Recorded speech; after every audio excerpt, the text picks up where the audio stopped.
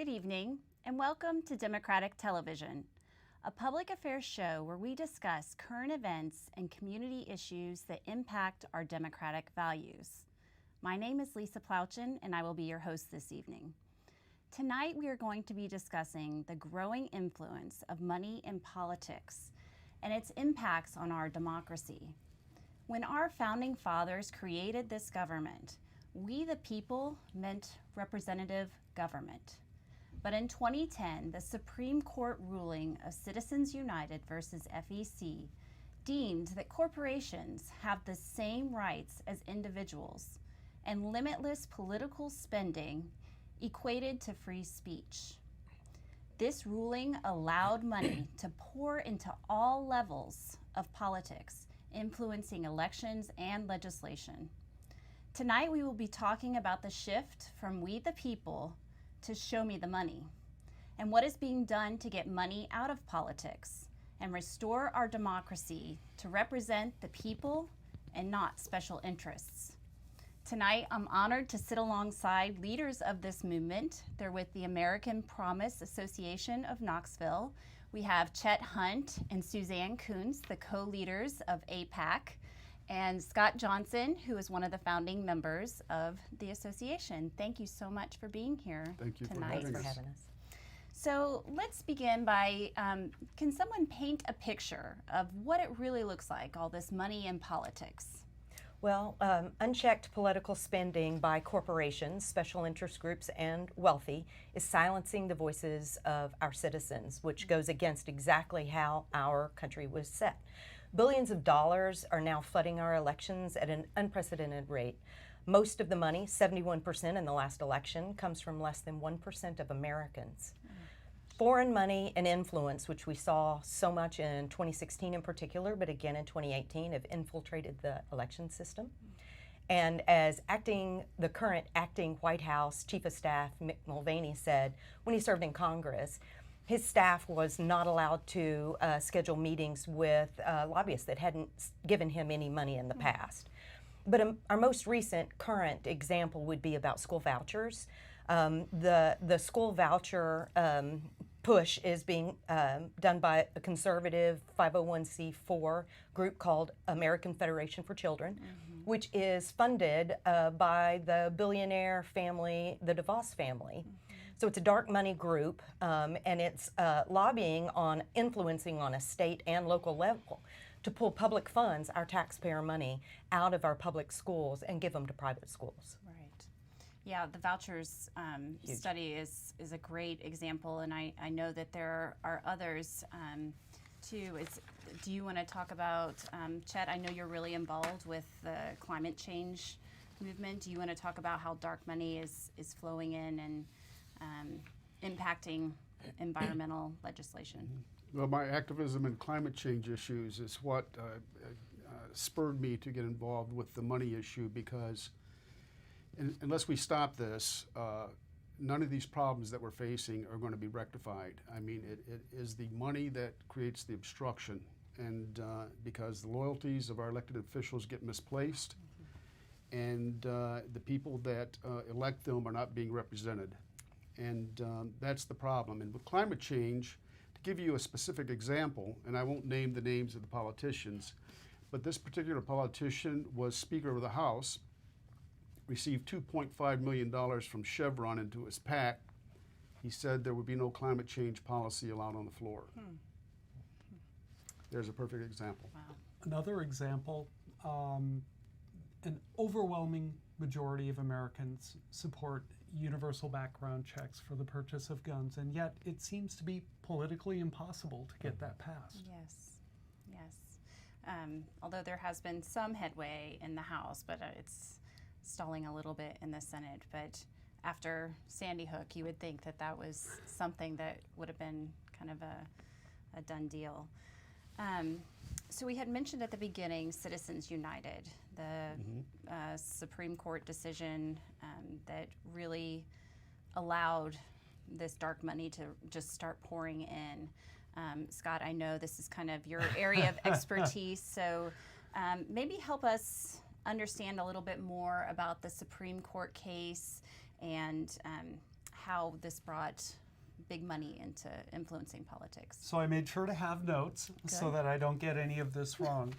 Now, in 2008, an organization called Citizens United made a documentary called Hillary, the movie, and they wanted to show that on pay-per-view television. And additionally, they wanted to advertise it on broadcast television. So Citizens United themselves is a 501c4 organization, a nonprofit, otherwise known, that category is known as a social welfare organization. And basically what that means is you get to keep your nonprofit status as a 501c4 while you're doing electioneering communications, as long as it's not your primary focus. So anyway, Citizens United sought a declaratory judgment because they knew that current law forbade them from showing that documentary within 30 days of the primary, right? So it went to district court, and the judgment went to the FEC because the statutes were very clear and the case law was very clear. So it went to the Supreme Court. The Supreme Court decided in a 5-4 decision in favor of Citizens United, but what was very strange about the case is that there were myriad narrow grounds on which they could have decided this case, but instead they made a very, very broad ruling, and the nub of it, I've got a quote from Justice Kennedy, who wrote the majority opinion: "The First Amendment does not allow political speech restrictions based on a speaker's corporate identity." He thought that laws like the ones at issue in the Citizens United case would, quote, "permit government to ban, or at least chill, political speech simply because the speaker is an association that has taken on the corporate form." So really there are two things happening here, and you touched on both of them in the opening. Number one, we're conferring First Amendment rights on corporations, but also money is being equated with speech. And when I look at this, the way I like to characterize what happened in Citizens United, it's like a mutation of our constitutional DNA. And in his dissent, Justice Stevens warned that the ruling would, quote, "threaten to undermine the integrity of elected institutions across the nation." And aside from its effect on campaign finance, who knows what is going to happen when that as a principle filters through future decisions. And that's why a 28th Amendment, what a 28th Amendment would assert, and some do this explicitly, would be that the Bill of Rights, the rights enumerated in the Bill of Rights, apply to natural persons and not corporations. So Seriously. I would encourage anyone to read the admittedly lengthy opinion of Justice Kennedy and the dissent of Justice Stevens to really get a picture of what was at issue. And Stevens' dissent is one of the best documents that we have in terms of the legal objections to the ruling. So this historic case has brought about several different groups like American Promise, and you guys are doing some amazing things here, and I know there are other groups as well. Do you want to share with us a little bit about what your goals are, what the initiative of the group is, and if people want to get involved with the organization to help with this movement? I'd be happy to discuss that. One thing I would like to say, though, just kind of going off of what Scott just mentioned, this has been going on from the very inception of the country. You know, the moneyed people, whatever form they take, whether it be corporate or nonprofit, you know, there's this thing going on called the weaponization of philanthropy, where they're using nonprofit organizations to engineer elections and to weaponize that to, you know, you've seen some of the commercials that are being done to demonize candidates and mislead the public and so forth.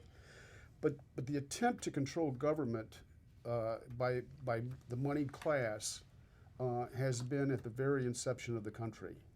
And I'd like to quote something that Thomas Jefferson said in the infancy of the nation. He says, "I hope we shall crush in its birth the aristocracy of our moneyed corporations, which dare already to challenge our government to a trial by strength and bid defiance to the laws of our country." I mean, so from the very, very beginning, this has been a fight. And Recently, I read Peter Irons's People's History of the Supreme Court, and he starts before the institution of the Supreme Court with the Constitutional Convention and the deliberations over the content of the Constitution. And he makes it clear, very clear, that right from the beginning there was a conflict between people who saw the Constitution as primarily guaranteeing property rights and those who felt that the Constitution was primarily guaranteeing human rights. And if you think about it, those two things come together in America's original sin of slavery. Human beings who were being held as property and whose rights were primary in that. So in a way, the Supreme Court decision, by conferring those human rights on property, we've kind of turned a page, and that's what I mean by that mutation. Yeah. But anyway, we were going to talk about what American Promise is. yeah, American Promise is a national network of citizens that are dedicated to getting money out of politics. Yeah. And what I mean by getting the money, I mean big money, and influence peddling money, favoritism purchasing, and those kinds of things. Citizens United overturned an earlier bill that was actually co-sponsored by John McCain that limited the amount of money that could go into political financing. So we did have controls on this, but there has been this tension that's been going on for many, many years from the very beginning of the country. And Citizens United was sort of a culmination of a long-term strategy. This did not happen by chance. This was a strategic move. And this goes back to the Lewis Powell memo of the 70s and onward, where there was the strategic objective to gain control of the federal government. And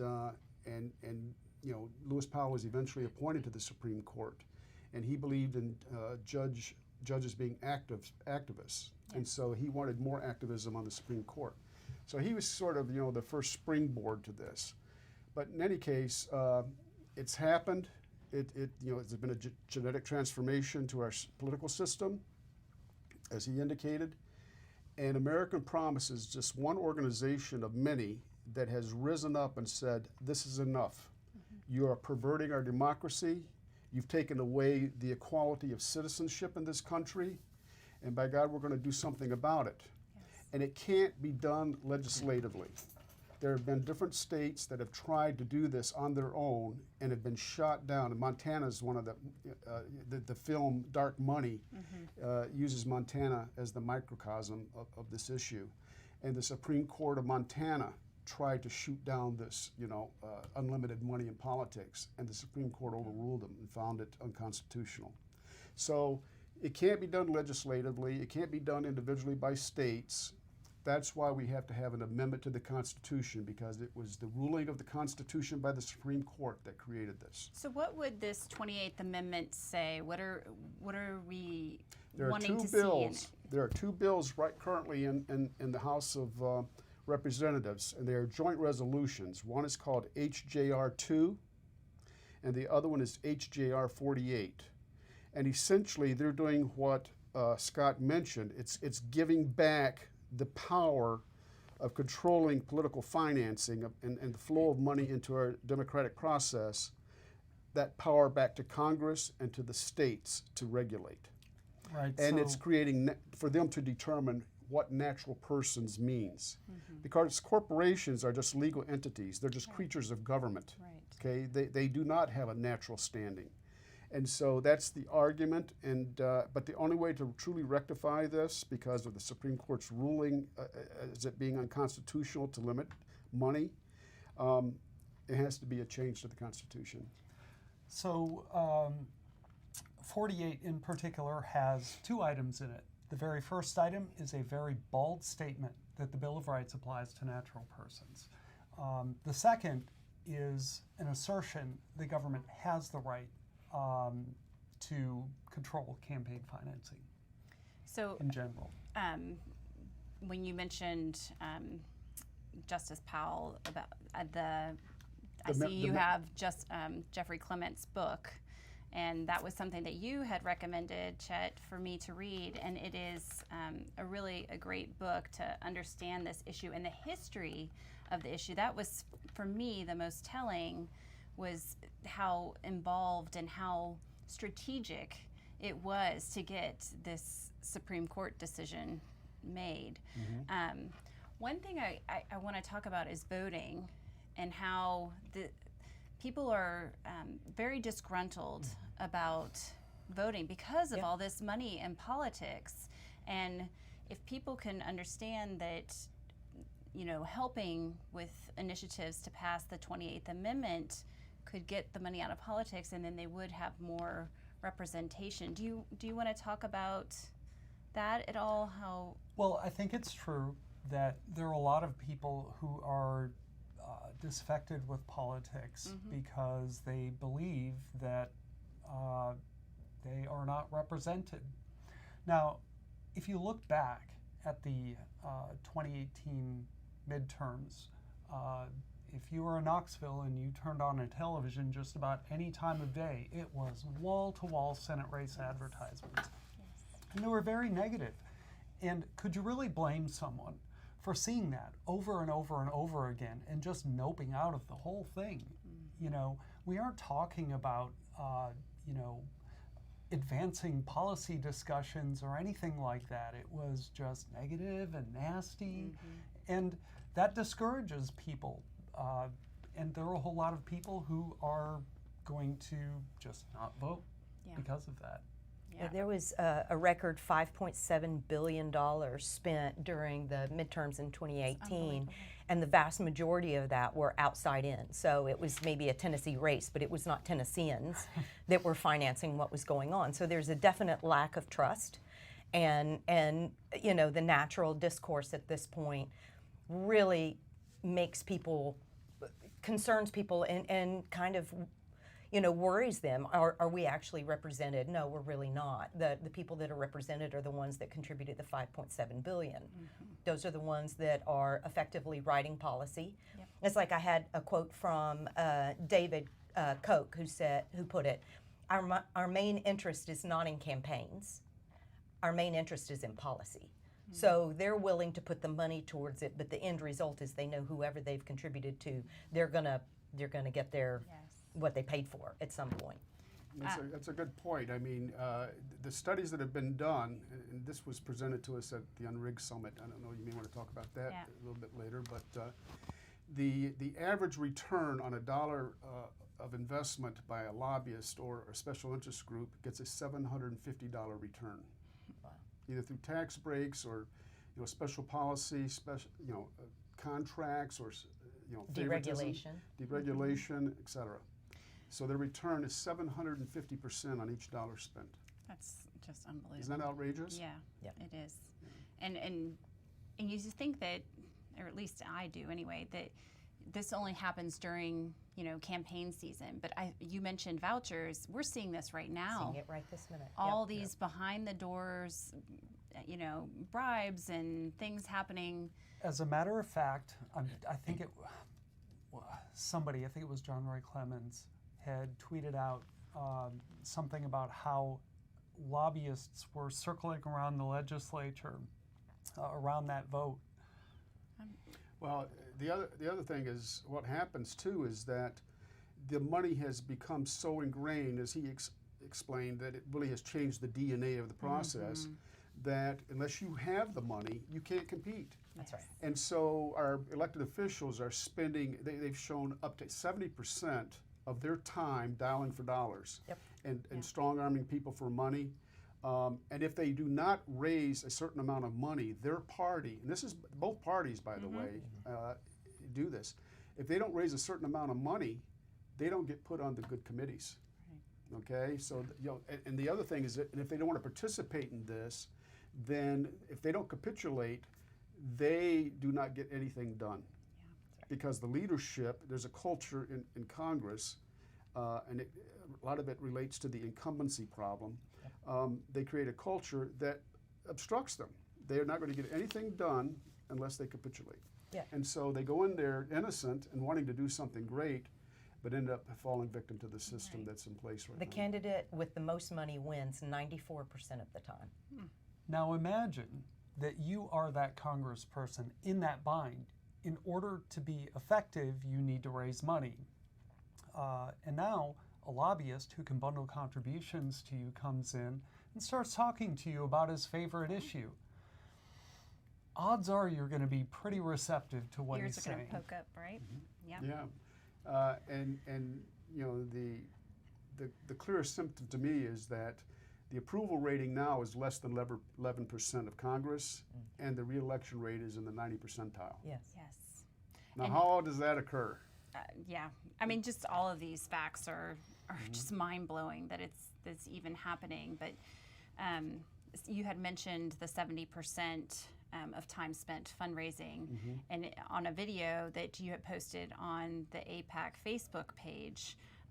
It also went on to say that $45,000 are raised if $45,000 were raised every day for 365 days, they still wouldn't have raised enough money, which is just mind-boggling. unbelievably. It's Well, just unbelievable. From the time that Citizens United was ruled by the Supreme Court up to the 2020 elections, there will be $50 billion spent in elections. You know, that raises another point. So if you're dialing for those dollars, you're in that boiler room and you're calling people trying to raise money, are you calling people like you or me? No. That's You're a not. good point. That's Because we can't contribute that much money. You're going to go to the people who have the money to contribute, and they're going to have then a disproportional voice.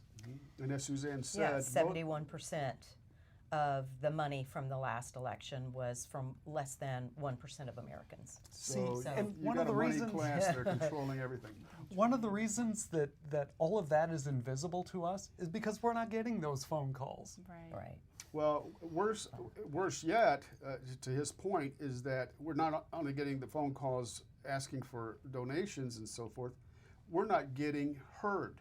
That Yes, 70% of their that's time is being spent Right. raising money right. and courting the people who are contributing to their campaigns, and not meeting and listening to their That's right. constituents, which they're supposed to be doing. Yes. I mean, Or They're when not there's- working on good yeah. legislation. They're not reviewing bills that are right. before them. And They're doing not doing research. committee work. Doing Yeah. research on the issues that are before them. I mean, when they're coming back to, the area that has elected them, they're supposed to be coming, the whole point is to represent us. So they should be asking us, what is it that we want them to do? But they don't ask any of that. They're asking their corporate donors, their Yes. big money people, what is it that you want to do? And then you have ALEC out there actually and other lobbyists that are actually writing it for them. Oh, you don't even have to do anything, Mr. Senator. Here, we'll just provide that for you, and it's super easy. So do you believe that we can get back to having a representative government, or? Yes, I do. Yeah, you do. That's why I'm spending this time. It's hard work, but the people who have become apathetic because of what they've been seeing, I mean, it's understandable, but they cannot just fall into that and stay there. They have to rise up. They have to get active. They have to vote. They have to join groups like APAK, like WolfPAC. WolfPAC is another organization. The Constitution provides two means to amend the Constitution. One is through congressional action, through joint resolutions of both houses. The other is by constitutional convention through the states, which bypasses Congress and the Supreme Court. That is where WolfPAC is focusing on the states, and they're getting the states to call for a resolution. And there's the slide to show how how to pass the amendment and what needs to happen, which is what you just explained. I want to answer your question, can we do this somewhat differently? I think that we're going to do it because we have to do it. It feels like it's do or die to me. I think the consequences of not doing it are so dire that I just can't accept that we would fail.